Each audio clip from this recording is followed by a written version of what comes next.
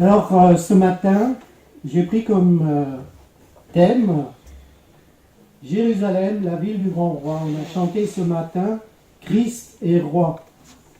Et nous savons que le Seigneur, il va revenir sur terre et il va régner sur terre.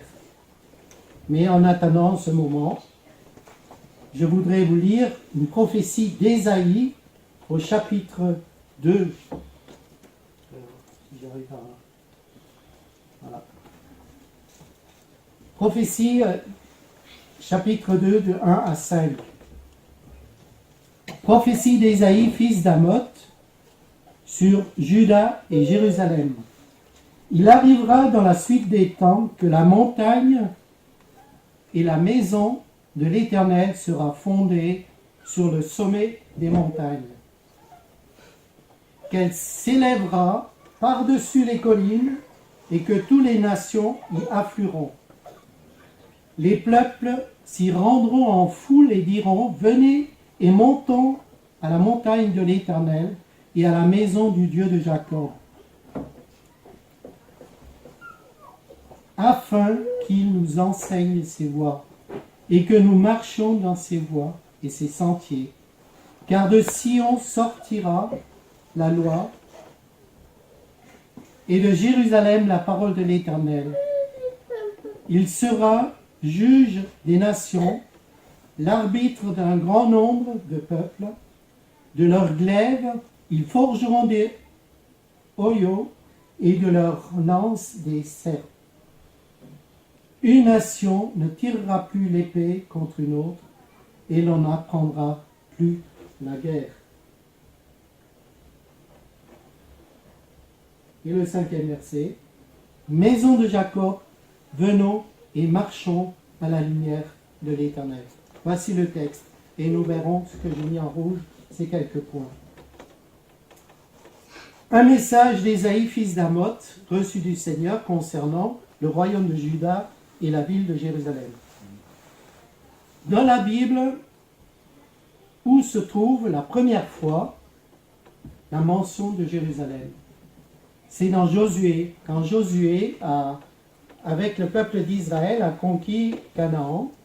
Il est dit dans Josué 10, verset 1, Adoni-Sédec, roi de Jérusalem, apprit que Josué s'était emparé d'Aï et il l'avait dévoué par interdit. C'est-à-dire, c'est la première fois qu'on entend dans la Bible ce nom de la ville de Jérusalem. Et elle est devenue, avec David, la ville d'Israël. La première mention en est faite dans 1 Roi 2,10. David se coucha avec ses pères et il fut enterré dans la ville de David, c'est-à-dire Jérusalem. De nos jours, la question de Jérusalem est d'actualité. Cette ville qui est convoitée par les nations qui espèrent faire sienne leur ville principale, militaire et religieuse. Et dans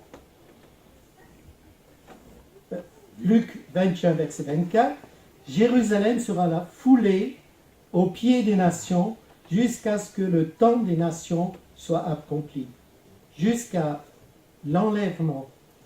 Le temps des nations démarre à la Pentecôte et prendra fin quand il y aura l'enlèvement de l'Église. Alors débutera la 70e année de Daniel, que Daniel a prophétisé, et l'Esprit du Seigneur sera de nouveau et occupera principalement à nouveau, s'occupera principalement de nouveau d'Israël. Parce que à ce moment-là, Israël sera chahuté par toutes les nations et Dieu va se concentrer de nouveau sur son peuple. Alors la première question surgit: à qui appartient la ville? À Israël? Non. Aux Palestiniens? Non. Au monde arabe? Non. À l'Iran? Non. Bien des nations ont occupé cette ville, des grands empires l'ont occupée avant Jésus-Christ et après. Aujourd'hui, si le monde arabe revendique que cette ville leur appartient et que c'est leur ville, une de leurs villes saintes, comment comprendre que le nom de cette ville ne figure même pas dans le Coran?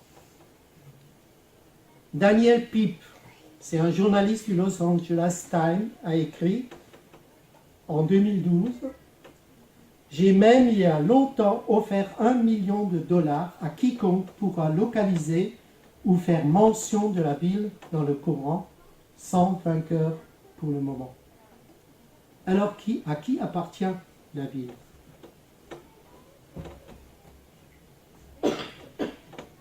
Psaume 48, verset 1. Oui, l'Éternel est grand.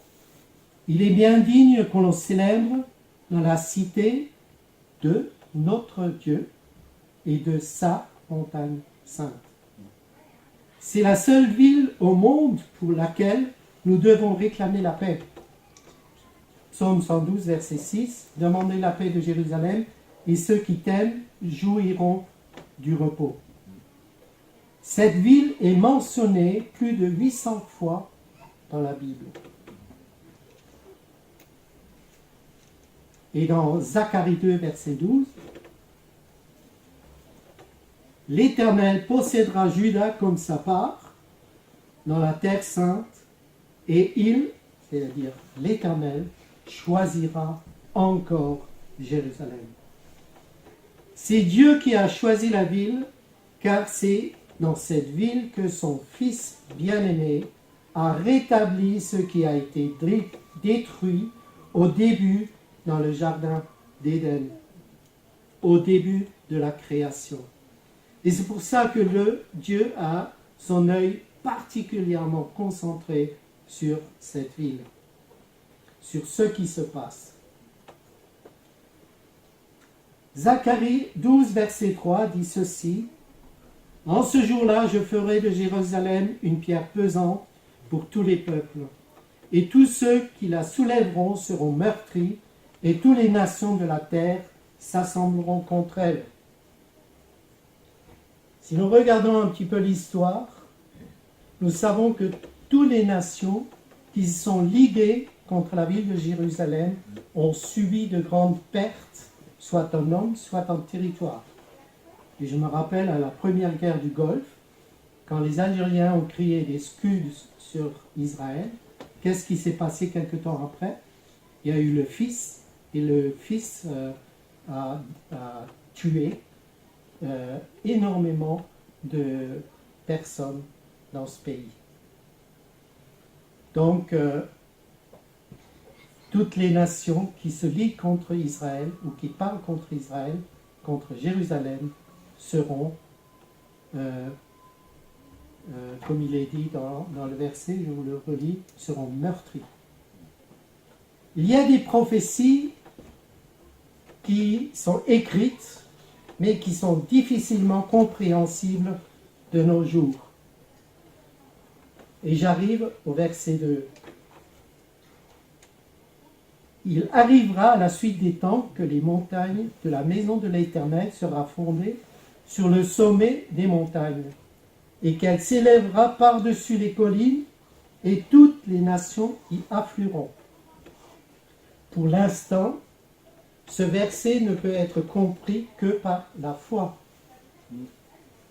L'Himalaya, la cordillère des Andes, le Mont Blanc, le Kilimandjaro s'affaisseront et Jérusalem sera la plus haute montagne. C'est une prophétie qui est tellement énorme que la petitesse de l'homme ne peut pas la capter et nous ne pouvons pas que la capter par la foi. Surtout, nous ne la capterons pas si notre esprit est pollué par la théologie ou la théorie de l'évolution de Darwin. Que la montagne de la maison de l'Éternel sera fondée sur le sommet des montagnes. Comme j'ai déjà dit, l'Himalaya, toutes ces grandes montagnes vont s'affaisser. Devant le Seigneur des Seigneurs, tout fléchira, la terre entière même, les montagnes, et même les cèdres du Liban et les chaînes de Basan. Difficile à comprendre avec notre intelligence. Mais au regard de la parole de Dieu, nous avons des indices qui peuvent nous mettre sur la voie pour nous faire comprendre que pour Dieu, cela n'est qu'une question de souffle de sa bouche. Je m'explique. Quand Dieu dit que la lumière soit et qu'elle fut, aussitôt, quand Jésus dit que la tempête tais-toi et que le silence est absolu, c'est au son de sa voix que l'univers obéit.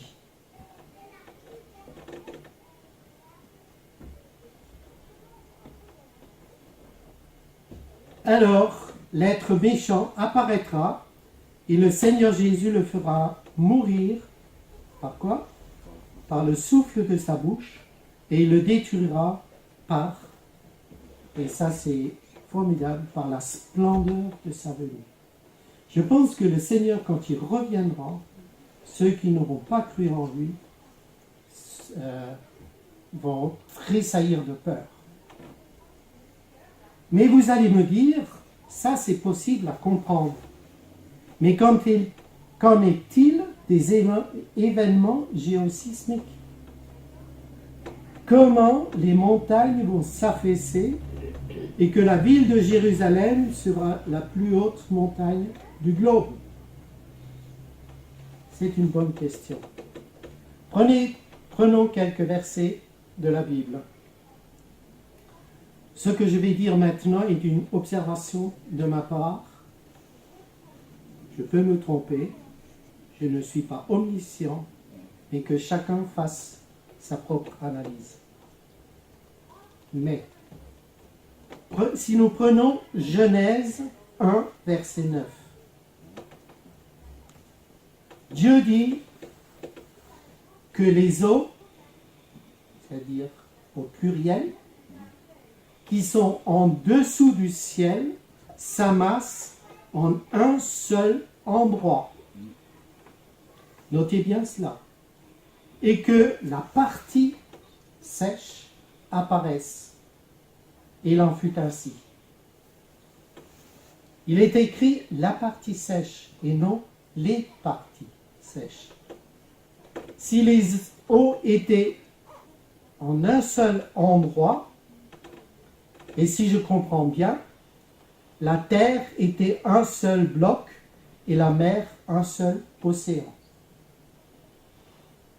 Car si les eaux s'amassent en un seul endroit, la terre ne peut être qu'un seul et unique bloc. Vous êtes d'accord avec moi, c'est logique. Alors posez-vous la question, comment Noé a pu faire rentrer les animaux de toute la terre dans l'arche?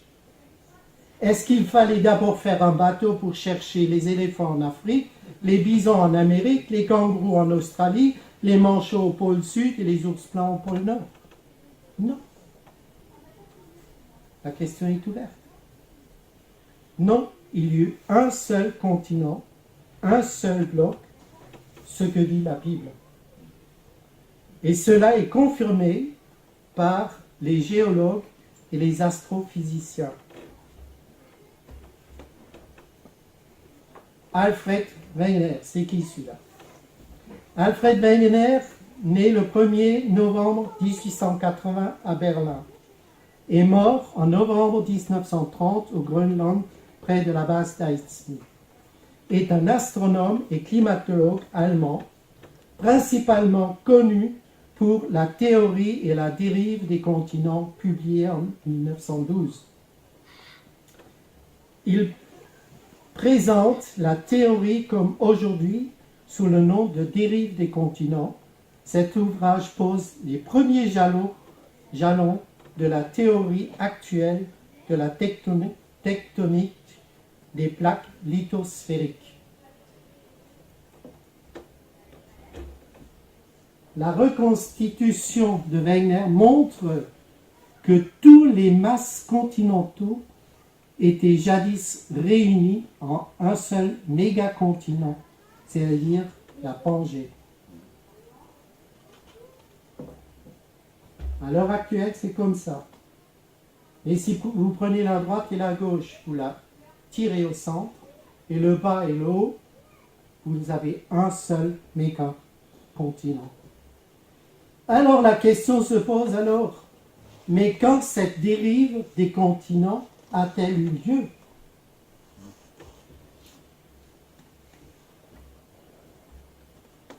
Prenons la parole de Dieu.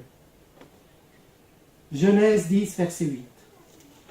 Cush, fils de Cham, engendra aussi Nimrod, et c'est lui qui commença à être puissant sur la terre.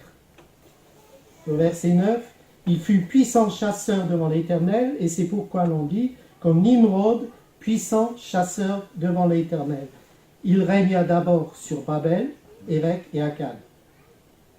L'akkadien surplanta progressivement le sumérien pour s'établir comme langue nationale au début du deuxième millénaire, et à cette époque, l'akkadien se divisa alors en deux dialectes, l'assyrien et le babylonien.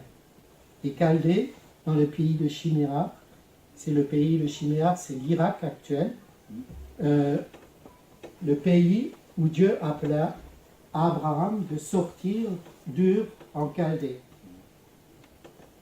Alors, qu'est-ce qui s'est passé à Babel?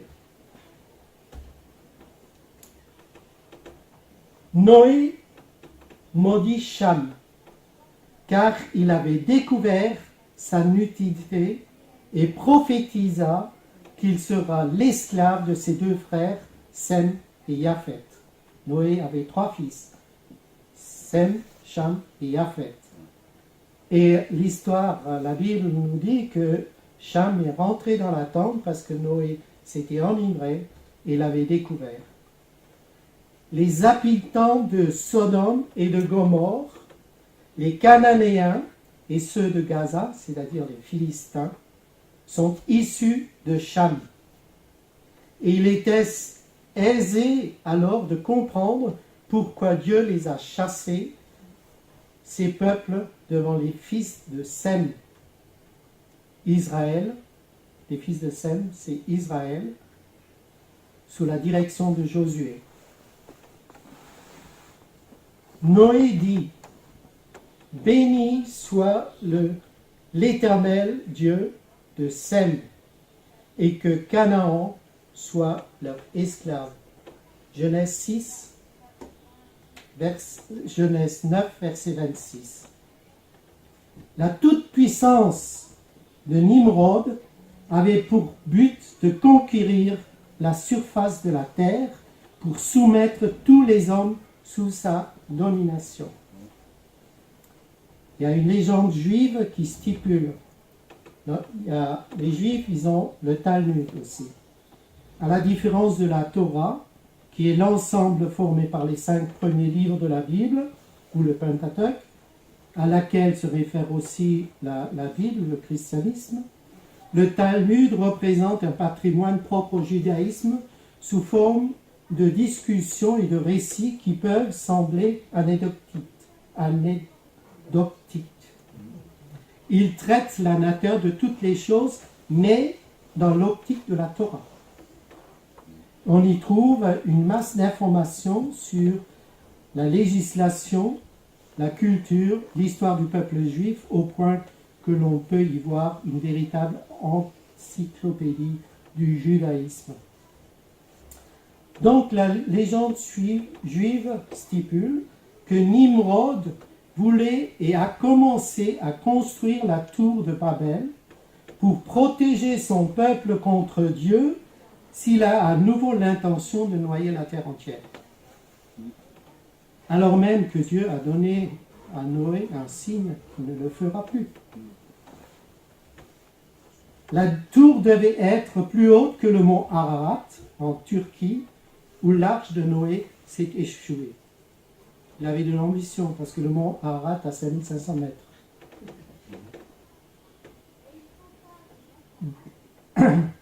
il va à l'encontre, Nimrod va à l'encontre dans sa démarche du principe même de Dieu. Le principe même de Dieu, c'est quoi? Le principe de Dieu a toujours été le principe de communiquer avec chaque homme en particulier. Dieu a stoppé l'orgueil de Nimrod qui voulait se placer à la place de Dieu en fondant les langues. C'est-à-dire, les hommes ne se comprenaient plus ensemble, plus entre eux, par un même langage, impossible de mener à bien l'œuvre de la tour et de créer un seul empire et de réunir les hommes sous une seule domination, donc il y eut multiplication des langues. Je poursuis. Noé avait 3 fils, Sem, Cham et Japhet. Et c'est dans le verset 32 de Genèse 10, et c'est deux de ces 3 fils que sont sorties les nations qui sont répandues sur toute la terre après le déluge. Genèse 10, verset 2. Les fils de Japhet furent Gomer, Magog, Madai, Javan, Tubal, Méchec et Tira. Vous allez me dire, mais qu'est-ce que cette généalogie a à voir avec le développement du message? Mais Gérard, t'as pas lu ce que Tite a écrit dans son épître? Si, je l'ai lu et je vais même vous le lire. Tite 3, verset 9. Mais évite les discussions folles, les généalogies, les querelles, les disputes relatives à la loi, car elles sont inutiles et vaines. Il ne s'agit pas de ma part de discuter sur des généalogies, mais d'en tirer des informations cachées qui pourraient nous faire comprendre ce qui s'est passé dans l'ancien temps. Si nous dévions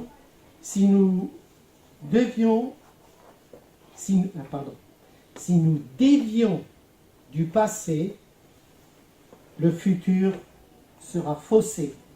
Je vais vous donner un exemple. Ça, c'est Elisabeth. Maintenant, imaginez que c'est le paradis. Il y a Adam et Ève là-dedans. Ils ont péché et Dieu les a punis. D'accord? Et Dieu a dit à Ève, je susciterai un sauveur. D'accord? Donc, il y a un fil rouge qui va partir, vous n'allez pas le voir, mais il va pointer quoi? La croix. D'accord? Maintenant, regardez bien. Attendez, je stabilise, il est où? Je ne vois plus mon truc. Il ne marche plus, là. Ouais. Pour le principe. Maintenant, si je dévie légèrement ça, je passe à côté de la croix. Et si nous dévions de l'origine des temps, nous passons à côté de la croix. Il est très important que nous rentrons bien l'Ancien Testament pour comprendre ce qui va se passer dans le futur. Je poursuis. Les fils de Gomer, Arkenaz, Ripha et Togarma, et les fils de Javan, Elisa, Tarsis, Kittim et Nodatim. Et je viens à l'information capitale, au verset 5. Ce sont eux qui ont peuplé les îles des nations, réparties par territoire, d'après leur langue, groupées par clan dans leur nation. C'est dans cette période que la terre s'est divisée en continents tels que nous les connaissons de nos jours. Écoutez bien ce qui est écrit au verset 25 de Genèse 10, il est écrit à Héber, c'est la 4e génération après Sem, fils de Noé, naquirent 2 fils. Le premier s'appelait Péleg, car ce fut en son temps que la terre fut partagée ou divisée. Dans d'autres versions, c'est partagé. Et je me disais, bon, on peut peut-être comprendre la terre entière, les hommes. Non, j'ai vérifié avec la numérotation de Strong, pour ceux qui connaissent, c'est traduit par le sol. Donc la dérive des continents a eu lieu dans cette période et les îles sont apparues. L'Islande, la Grande-Bretagne, l'Irlande, la Corse, la Sardaigne, les Dômes, les Réunions, l'Australie, l'Amérique du Nord et l'Amérique du Sud.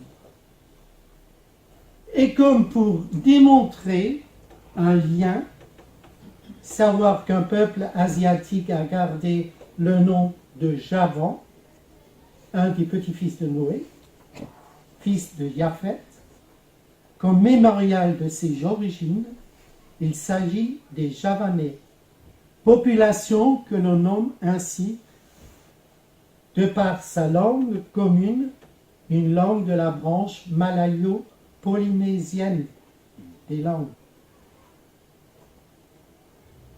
Les Javanais forment un groupe comptant près de 90 millions d'habitants. Le pays de Javan est traditionnellement le centre de l'île indonésienne de Java en Indonésie. Noé dit encore une autre chose. Noé dit que Dieu étende la possession de Japhet. Genèse 9, verset 27. La descendance de Japhet, c'est la plus propagée dans le monde. Elle s'est propagée vers l'est, en Indonésie, sur les îles, et à l'ouest, vers l'Europe, le Canada, pour descendre jusqu'à l'empire aztèque et inca.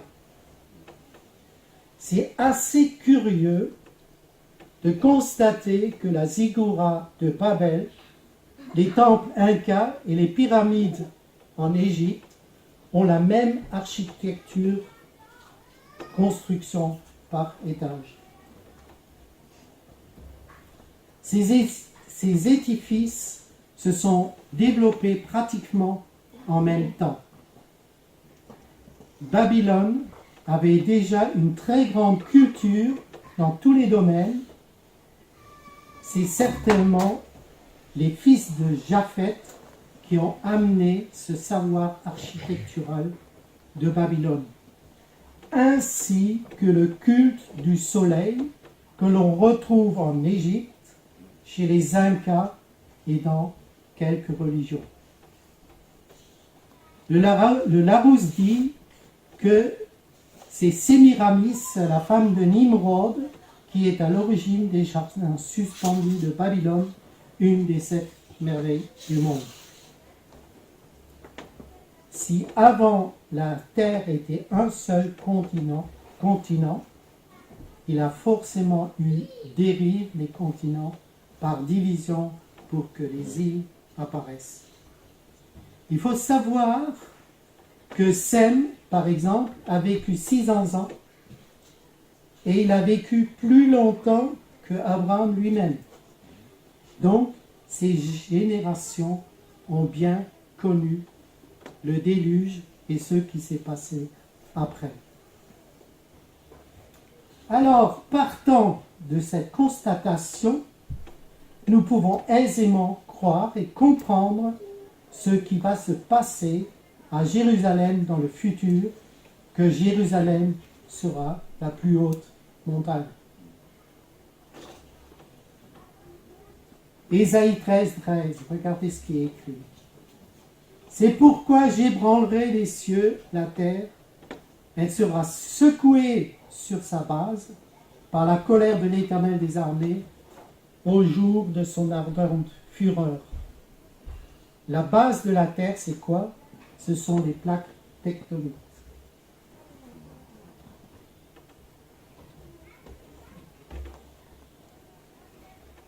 La terre sera secouée, comme jamais elle a été secouée à la venue du Seigneur. Apocalypse 6, verset 16 dit, « Il disait aux montagnes et aux rochers, tombez sur nous et cachez-nous devant la face de celui qui est assis sur le trône et devant la colère de l'agneau. » Et ce verset fait miroir avec ce que nous avons lu avant, c'est-à-dire, il détruira par la splendeur de sa venue. Prenez une assiette et prenez un bol avec du sable, mettez-le sur l'assiette et secouez un peu, tout s'aplatit. Il arrivera la même chose quand la fureur de l'Éternel se fondra sur la terre. Les tremblements de terre sont de plus en plus fréquents et de plus en plus violents. Japon, Indonésie, Mexique, Turquie, ce sont tous des prémices de ce qui va arriver dans le futur. Dieu, il a averti longtemps à l'avance de ce qui va arriver. Que nous l'acceptons ou que nous ne l'acceptons pas, ce sera ainsi.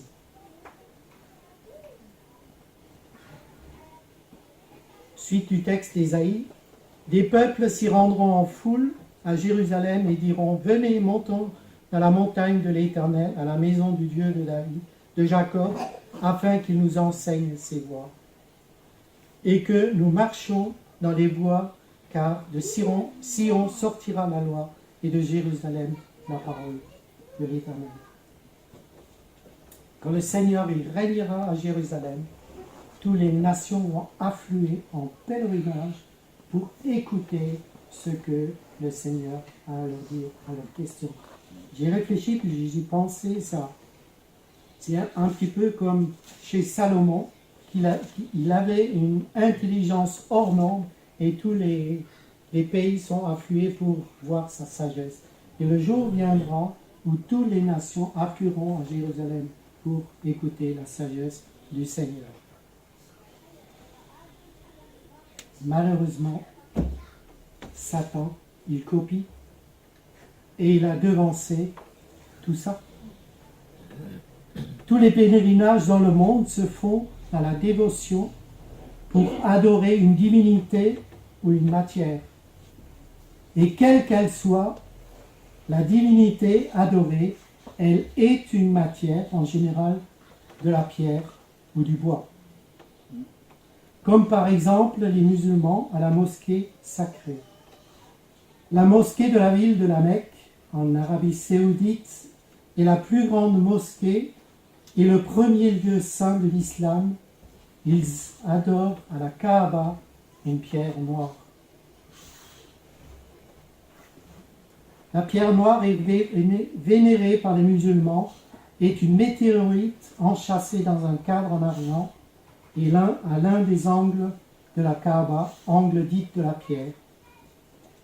La pierre noire est placée à proximité de l'unique porte d'accès de la Kaaba, à environ 1 mètre au-dessus du niveau du sol, afin que les pèlerins puissent la toucher, l'embrasser, mais en se penchant en signe de soumission. D'autres, en elle, se prosternent devant Shiva.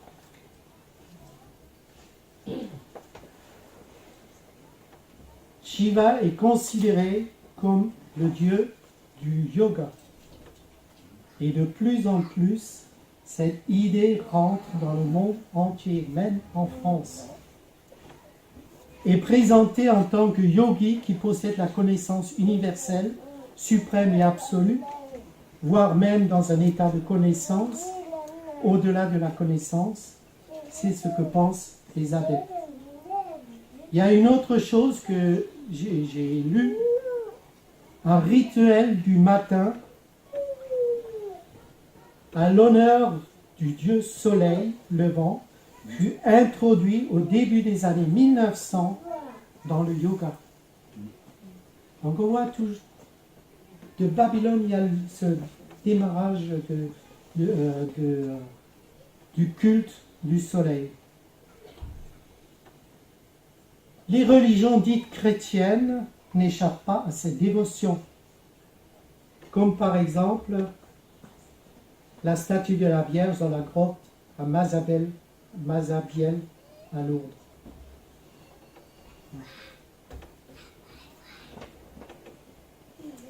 Mais tous ces pèlerinages et ces dévotions devant ces statues ne nous enseignent rien. Tous ces idoles ne parlent pas et ne nous apprennent rien.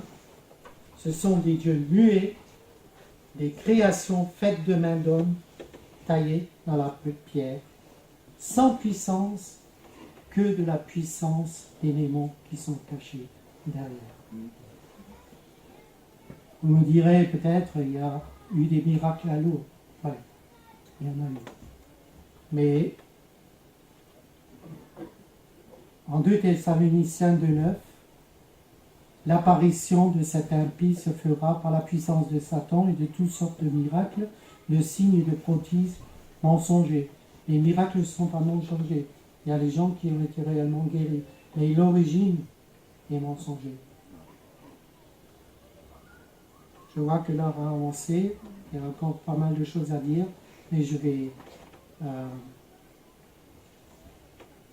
fermer quelques pages. Ce qui arrivera au temps de Noé arrivera. Ce qui est arrivé au temps de Noé arrivera aussi quand le Seigneur il va revenir.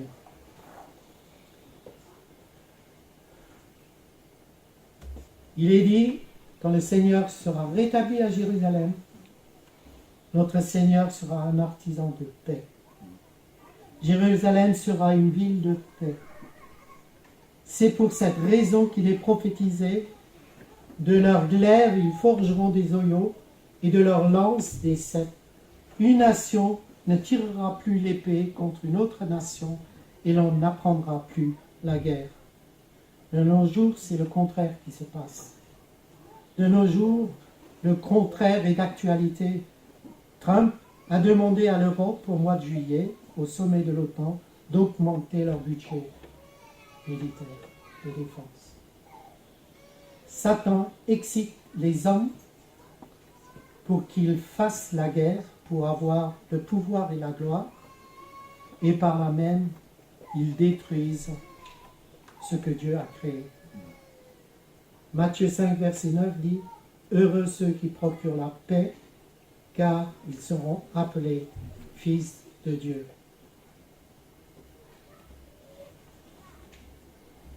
Je vais passer ça, parce que c'est pas important. Alors, j'arrive à la fin, enfin j'ai sauté, j'arrive à la fin. Pour ce matin, il est dit « Maison de Jacob, venez et marchons à la lumière de l'Éternel. » Et pour ce matin, maison rue Neuve, marchons à la lumière de l'Éternel. Ne nous affolons pas sur ce qui viendra, car le Seigneur a dit dans la parole qu'il sera avec nous. Matthieu, enseignez-leur à observer tout ce que je vous ai prescrit, et voici, je suis avec vous tous les jours jusqu'à la fin. Et en Apocalypse 2, 26, à celui qui vaincra et qui gardera jusqu'à la fin mes œuvres, je donnerai autorité sur les nations. Les hommes cherchent par la guerre le pouvoir et avoir autorité sur les nations, et ils oublient par là même que c'est Dieu qui donne, qui met en place et qui reprend. Dieu explique longtemps à l'avance de ce qu'il va faire. Aucune personne ne pourra reprocher à Dieu qu'elle ne savait pas. Si c'est le cas, c'est qu'elle ne voulait pas savoir, ou qu'elle ne cherchait pas à le savoir, ou qu'elle était empêchée de le savoir. Bien des prophéties sont accomplies, il y en a d'autres qui vont encore s'accomplir. Mais la question pour nous ce matin, êtes-vous entrés dans l'arche de la nouvelle alliance? Sommes-nous dans l'arche de la nouvelle alliance, c'est-à-dire avons-nous la foi en ce sang répandu par notre Seigneur pour nous laver de tout péché. Ou méprisez-vous l'avertissement que Dieu donne? Comme au temps de Noé. Au temps de Noé, les gens se sont moqués, comme on se moque aujourd'hui. Ils ont peut-être dit, hey Noé, qu'est-ce que tu fais? Il fait une arche. Ah, tu fais une arche dans le désert, et pourquoi faire? Il va pleuvoir. Ah oui, ah ben c'est super. Comme ça, nos jardins, ils seront arrosés. Ça a tellement arrosé qu'ils sont tous noyés. Donc, je termine par ce verset capital. Jean 15, verset 7. Si vous demeurez en moi et que mes paroles demeurent en vous, ça c'est conditionnel, demandez ce que vous voulez et cela vous sera accordé. Celui qui ne s'est pas encore humilié ou réconcilié avec le Seigneur le fasse aujourd'hui. Car si le Seigneur revient, vous serez obligés de plier le genou de force, mais ce sera trop tard. Le Seigneur bénit sa parole et nous aide aussi à réfléchir de ce que nous avons entendu. Et rien n'est hasard dans la Bible. Tout est écrit. Il faut juste prendre la peine de fouiller et de voir ce qui est écrit. Prions. Seigneur, nous te bénissons et nous te rendons grâce pour ce que tu nous donnes à savoir et parce que longtemps à l'avance, tu nous avertis, Seigneur. Merci Seigneur parce que tu as rendu possible en nous que nous acceptions cet avertissement et que nous nous tournions vers toi et que nous te supplions que ton sang efface nos iniquités. Seigneur, la vie est devant nous. Veuille faire, Seigneur, que nous ne nous éloignions pas de ce qu'il fut afin de ne pas nous éloigner de ce qui sera. Seigneur, dans ta bonté, garde-nous dans tes voies. Amen. Amen.